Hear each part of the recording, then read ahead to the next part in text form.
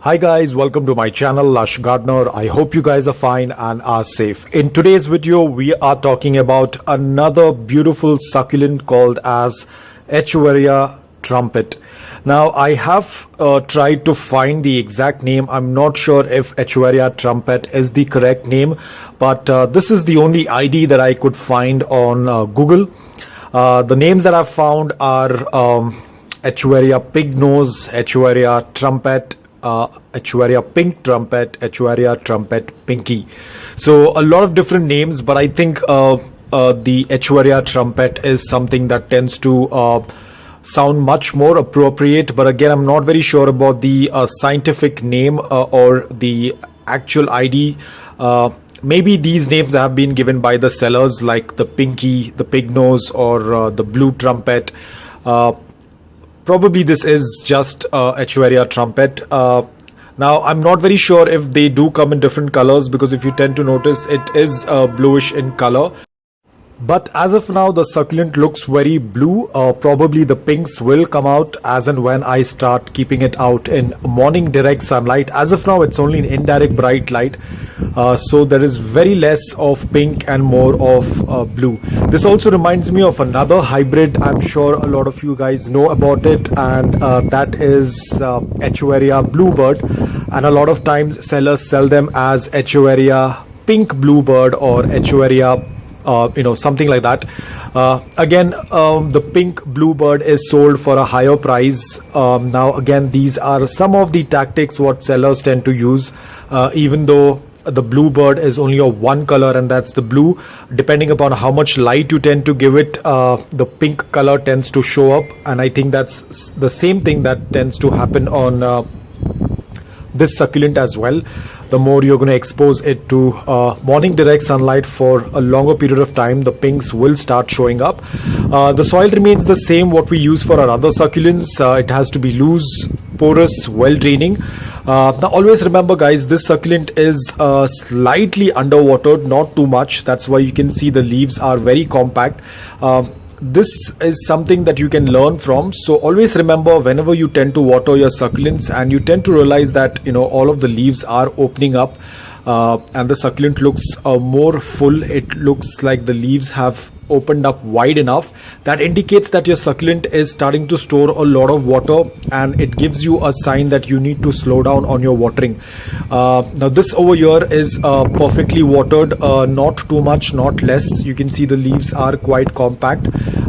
This is one of the sign that tells you whether the succulents are being underwatered or overwatered. When the succulent is underwatered too much, the leaves will close inwards completely, and if it is overwatered, or if it's getting too much of water, the leaves will open up completely. The reason behind this is when there is too much of water in the leaves cannot hold that water, so they tend to open up, indicating that there is too much of water.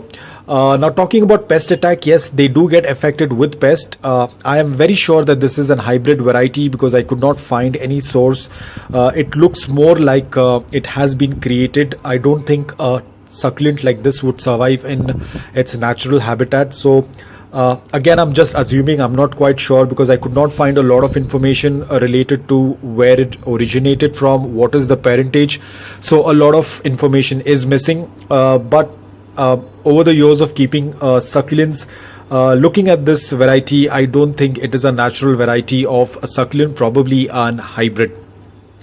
Talking about dormancy, because it's an Echeveria, it would go dormant during the winters, and very soon summers are going to be their growing period.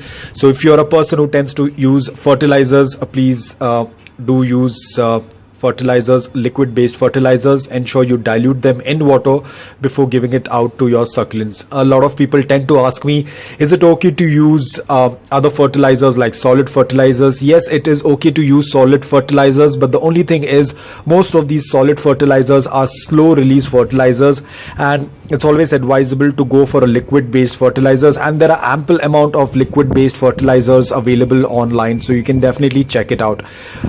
So this is all about this succulent. As I said, it requires a good amount of lighting. Do not keep it indoor, do not keep it in shade. If you're growing it indoor, ensure that you have a good quality of grow light.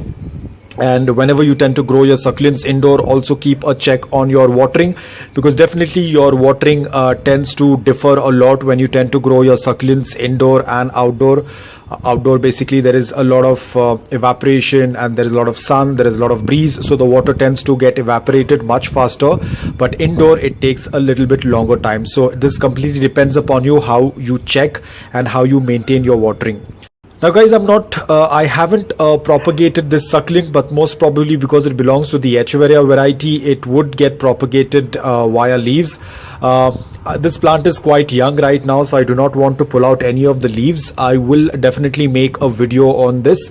Now initially when I bought this succulent, this was a clump of 3 succulents together. Unfortunately 2 of them did not make it. This is the only surviving succulent that I have. The other trumpets, they just rotted away when they were very small, when they were pups. But this is the one that has survived so far. So pretty much it's doing quite well. Just ensure that you give it a good amount of light and ensure that you keep a check on your watering. So guys, I hope that this video was helpful to you. If it was, please hit the like button. If you're new to my channel, please consider subscribing to it. Until then, take care, stay safe, and keep propagating.